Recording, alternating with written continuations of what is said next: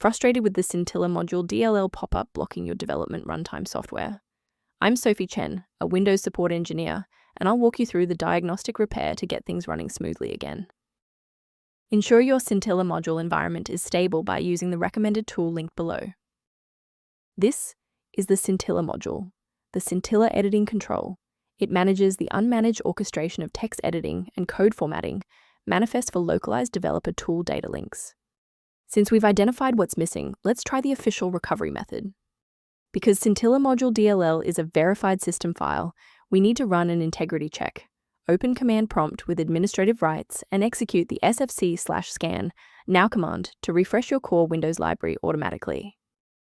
If the redistributable repair didn't resolve the pop-up, the next logical step is to analyze the local environment for process conflicts.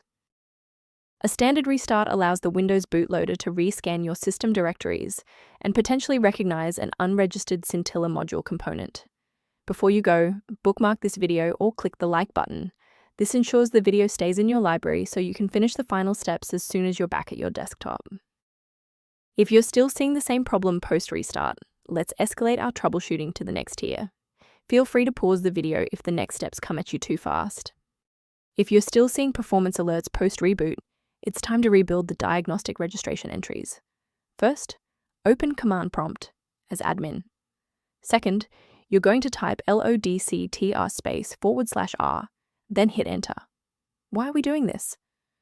Well, the issue is typically found in the registry registration rather than the file itself. This rebuild command clears out legacy performance data and reestablishes a clean connection to the OS monitoring tools. From a systems engineering perspective, there is one major security pitfall I need to help you avoid. Keep in mind that Scintilla module DLL must be properly synchronized with the Windows registry.